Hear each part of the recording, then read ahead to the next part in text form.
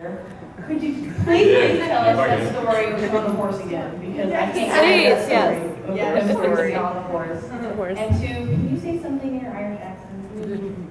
I love that. Tell her that she has a nice top. There you go. It takes too long to warm up for the accent. It just doesn't come instantaneously. You can't just do that shit. Get into it for a minute. It's highly technical. Go through warm-ups. Look in the mirror, watch me do freaky shit. Make sure I did filthy shit with at least 12, 13 birds tonight. Get me in the mood, you see. You guys want to hear the story about the time I lost Rita's? Yes. Which costume was about the same time that I found Rita's. I said that there's never been a time where I haven't known where the fuck it was. We were in like, I'll tell you the first little bit of this story, and I'm just gonna cut it off like a fucking episode or something. Yeah, I know. I think we were like in Nashville somewhere. We were all in my hotel room, like 18th floor. UFC is about to come on, so I'm ready to kick people out. I hear Rita's yelling, "Fuck that, man! I'm gonna ride that motherfucker! Take me to it now!" I don't know what the fuck they're talking about. Apparently there's a mechanical bull somewhere and they're gonna go. Rita's like, "Flanery, let's go!" Everybody starts wading out of the room. I'm already on the bed, waiting for the UFC to start. So, Rita's, text me the address and I'll meet you guys there.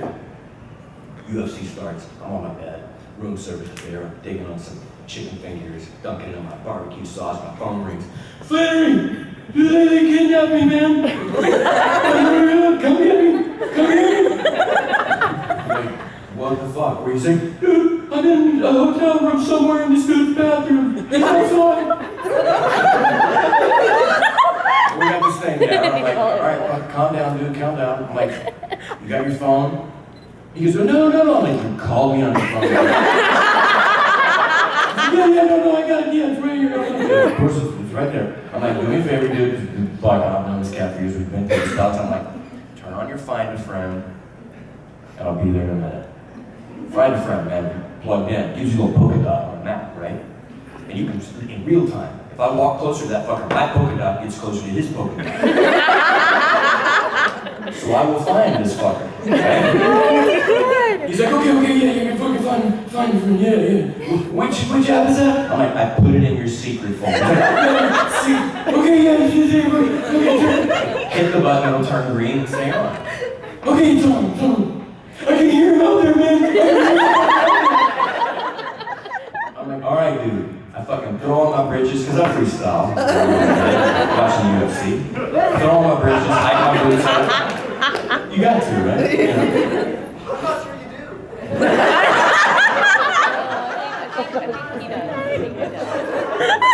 Ask any of the chicks in the audience. As a male, I wouldn't expect you to know. That's secret intel. And you know what? To be continued. Fucking good story. I'll never divulge this one. And by the way, I got plenty. We've known each other for eons. Congratulations. Thank you. A little dude, little chick? Little chick. Hey, little chick. You can't tell, but she's very excited to see me. What's her name? Carmen Rose. Carmen Rose, you're beautiful. We were late, so I don't know if somebody already asked this. They have. Sit down. We've been through it all. So, Connor Murphy's outlook on criminals and immorality and all that kind of thing, is that something, obviously not to that extreme, because I would assume you're not out. Why not? You're a busy guy. Oh yeah, good. You relate to that personally, I guess. To their condemning of... He's from Texas. I'm from Texas.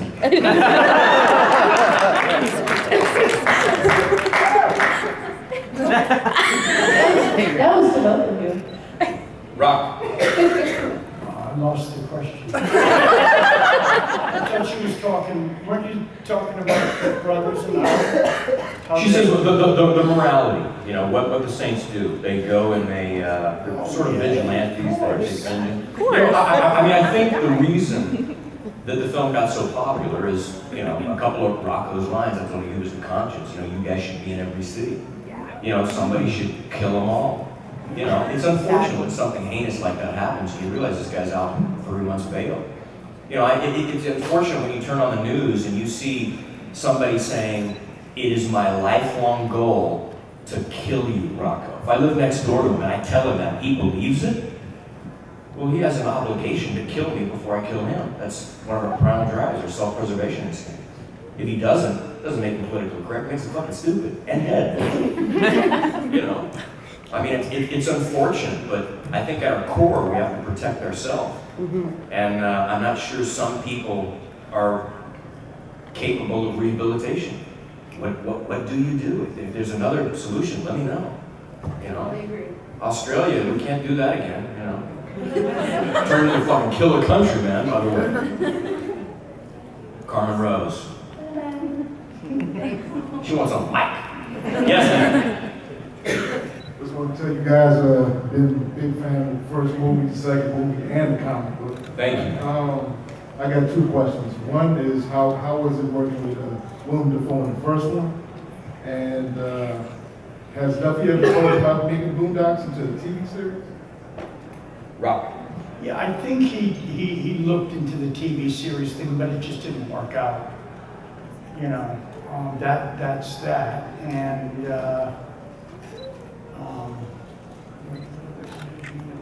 oh yeah, it was fun. I didn't get to do many scenes with him, but we did this one scene together when he was there, and that was kind of fun. But I didn't have a lot of screen time with him or Billy Connolly, you know. So it was fun watching him work though, like when he was the girl and all that.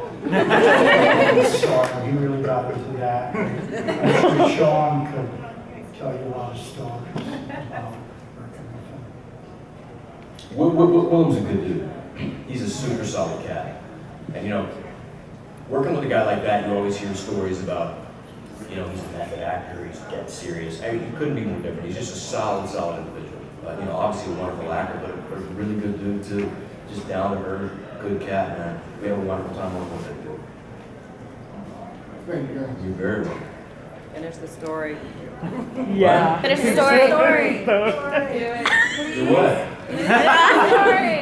Okay, you wanna know, he's not a method actor, right? Yeah, but he's a method actor in a couple instances. The first day on set, we went out for pizza. I'll tell you this shit. You know what a method actor is? You only call them by their character name and they only recite lines in the script. And you're like, okay, that's fucking, I don't wanna work with a motherfucker like that. I wanna be able to go Rocco. Yeah, my name in the script is Rocco. Same name. But with Willem, you know, you hear that he's a method actor, so, you know, a little bit of trepidation, you approach every situation. We go out for pizza. The only time I've ever seen him be a method actor, where he's like reciting lines from the fucking script. We're out for pizza. I'm ordering my margarita, light on the basil, cute little waitress comes up, he's sitting next to me, he's already ordered, and I'm like, I'll have a margarita pizza with no basil, and he looks at me and he goes, fag. Cute little waitress goes, We're out waiting for the crosswalk too. Family walks by, and I've never done anything before, but everybody recognizes Willem Dafoe. And it's got the little noise, this is in Toronto, telling you when to walk, and everybody's like looking, checking it out, and I'm standing with Willem Dafoe. They don't recognize me, but they know him. And Willem Dafoe, he starts to like move his shoulder towards touching me, and they're staring, he goes, fag. See, the whole family were like, you know, they went home and I was Willem Dafoe, his little boy toy. I know they were doing filthy shit later that night. I was like, it's the only time I've seen him be a mad actor. 5 minutes, last question, last 2 questions. All right. So, we know you're an amazing actor, but you're also an equally amazing writer. Your story in Jane, I'm sure I'm not the only one who broke my heart. When can we go I to appreciate the both of bookstore? those, by the way. Thank you. Yeah. When are we going to be able to go to the bookstore? I'm in the final stages of a line edit right now. The book is complete, for all of you guys that don't know. If you'd like to, if you go to shineuntiltomorrow.com, sign up for the newsletter. I send out an alert for a newsletter. I don't know, the guys that you guys that have been a member maybe 5 times a year. There's no spam, there's no sales, no nothing. It just tells you when there's a new blog posted. But for everybody on that list, I'll give access to pre-order the book. It's I've written for a number of years, and it's partially based on a short story that I had published in Jane magazine a number of years ago. And the book is now complete. I'm in the final stages of the line edit, so I appreciate the compliment. But, if you'd like to stay in touch, go to Shine until tomorrow and sign up for the newsletter, and I'll keep you guys posted. Thank you. Real quick, David, any projects we need to be on the lookout for? I'm over you. Always visits me. I don't drink, really, until I go to these shows. When I'm in there over 40 days, and if I don't do a show, I don't even drink. And I got to drink to get on the plane. Then you guys say, let me buy you a shot. I'm all right, come on, all right. And I want to go outside, have a joint. All right. And then that goes on Friday. Hey, I got a speedball. You want to cook it up? I can't find it. And then here I am Sunday, and you ask me questions. And Rod's like, I don't really. We love you, Rock. Thank you. That is a golden heart right there. Even though yeah.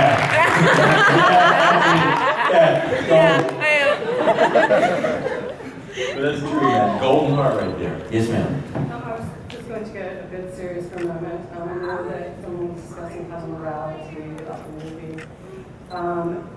What I got from the first movie was, the love of the brothers, and then definitely the conscience of that, and it just really spoke to me. It wasn't just like a film about we're going to kill these people because they're bad guys. It just came together as brotherly love and just see and family, and the Catholic ways that it's said in there, and it was just you guys just really did such an excellent job. I was like, I want these guys to be my brothers, and no one was a funny guy with a cat, and it was just wonderful, and I'm hoping that it can kind of catch on for one. And then I was also just wondering if you were Catholic. If you're wondering, If you're Catholic. if I went to the University of St. Thomas Aquinas Catholic University. Not now. What's that? Not now. No. Look. There's all kinds of things today where somebody says somebody that we think is Islamic makes a statement that that's not true Islam. I mean, there's a million different definitions of Catholicism. Right. Okay, do I support the sale of indulgences back then? No. But does that make me not a Catholic? In some people's eyes, it does. There's a number of things that I disagree with. But does it make me a Catholic? Does it not? At its core, I am a man of faith. I'm not naive enough to think this was just some random pop, and here we are. And that's what I got from the movie was that it wasn't like, oh, it's just because you guys are Catholic. It was more, you have faith and your togetherness and brotherhood. It is just like that. And regardless of denomination or faith or religion, I support the idea that you live by the do-right rule. Yeah. One of the most powerful things and tools that we've ever been given is a fucking conscience. Absolutely. You know what's right and you know what's wrong. One of my favorite quotes is an Albert Schweitzer quote. And he said, that which promotes life is good, that which destroys life is evil. Your conscience kind of tells you. I don't think anybody, even if you're born in the forest and you have no upbringing and no socialization process whatsoever, I don't think you can go to somebody that's similar to you, a human being, maybe not an animal if you're starving, but a human being, and bludgeon their brain out and feel okay about it. There's something in you that would go, I'm not sure that's okay. And I think that's a conscious something put it in here, and I don't think it was just two planets I bumping think into you each showed other. the consciousness in the movie. What's that? I think you showed that consciousness in the movie. So, Yeah. I mean, something else. Yeah, but so regardless of the specific denomination or religion, it's the do right rule. It's the you can say all the time. There's plenty of people that hate on Boondock Saints. It's like, well, you can't kill people. At your core, there's parasites and there's the host, and at some point you have to get rid of the parasites or the host dies. And at our core, we have to preserve the host. We have to make sure that we survive. And if that means somebody else has to be eliminated, we have to survive. The good has to survive. Yeah. Of course, that's just a stupid actor talking, but that's my viewpoint. There's plenty of scholars that are going to be like, actually, we could put them on their own little room and feed them 7 meals a day and pump in cable TV. Fuck off. Double side, fuck off. Anyway, we got to cut out, guys. But listen, I've said this before, I'll say it again. I should have said it before, so fuck it. It's really an honor to come and chat with you guys. It really, truly is from the bottom of my heart. We should be so lucky that a room fills up with people that just want to talk about something that you've been paid to do. You know, they paid us to make these movies. We should be so lucky to have jobs that we would actually do for free, and we would. Don't tell producers that, but it's true. So then to have people that love something you do for a living so much that they just want to come and talk to you about it, it's flattering, it's humbling, and it shakes my fucking soul. So God bless you guys, and know that however much you think that it's a one-sided relationship, an appreciable relationship is this. Every party needs to feel like they got the big end of the stick. Oh my God, why is this person doing this? But just know that we think that tenfold for y'all. Why the fuck do you guys travel this far and come and talk to us? We should be so honored. Because I meet people all the time that are like, oh man, it's so neat that you... No. It's an honor that you guys show up. Some of you guys drove from Texas and from Florida to come up here and hang out with us. And it's an honor and it's a privilege. And if I could do it 10 days in a row, I fucking would. It really... So God bless you guys.